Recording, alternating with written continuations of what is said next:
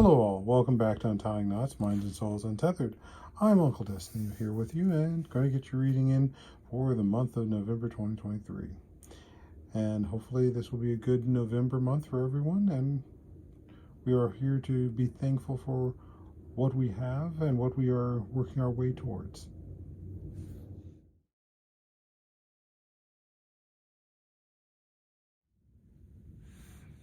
Alright, so we've thrown the bones and we landed on the 8th house for this month. And the 8th house is talking about intimacy, sex, bonding, and sharing money and properties. Now, what the Dinker also adds to that is basically no one should bite another, outrage, provocation against another.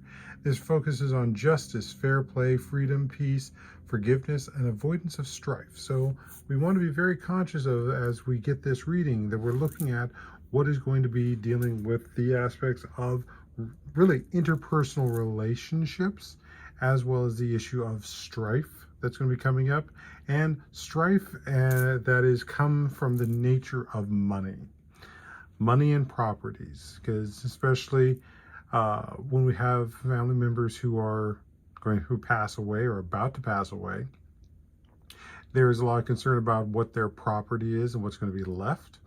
And that has been known on many occasions to destroy the interpersonal relationships in families. Now, in some cases, it has also brought families closer together because of the idea of continuing to give the individual a monument or legacy. But just as equally as something can be a monument and legacy, something can be the force that tears people apart and tears relationships apart. So it's going to be very much about this next month, about looking at the relationships at play in and around you. How are they being torn apart as opposed to brought back together?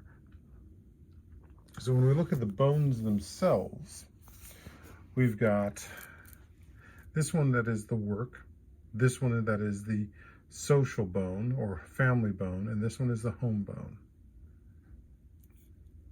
And starting with the work, as always, our work is not just talking about what pays the bills, but also what we're doing here and bringing purpose into our lives. And we have both the shell, which is turned inward, so we know that this is going to be internal, and this is also incredibly close and next to the quartz piece. So there's the aspect of what is the image and how much clarity do we have, especially clarity that's coming about our internal aspects of our purpose and work.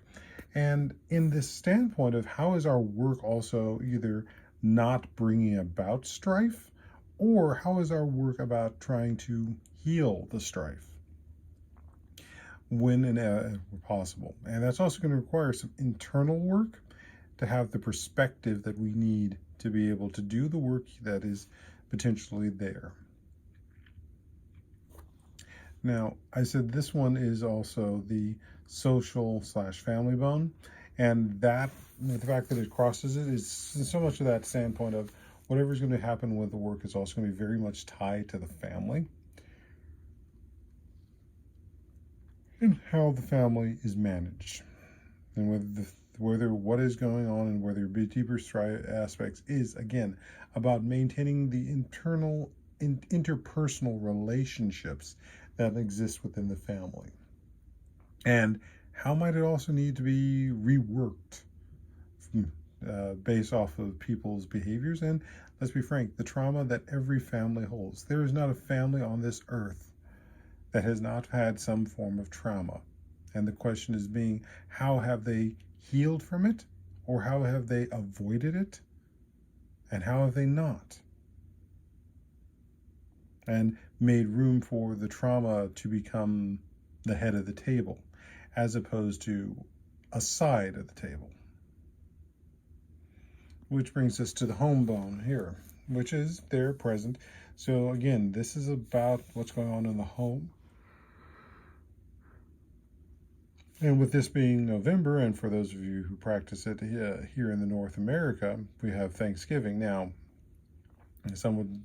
there's a lot of issues around Thanksgiving, and I support the idea that if we're going to be doing anything to say it's giving thanks for who we are here with and who we can celebrate as opposed to the history of the and so-called history around the event and this holiday.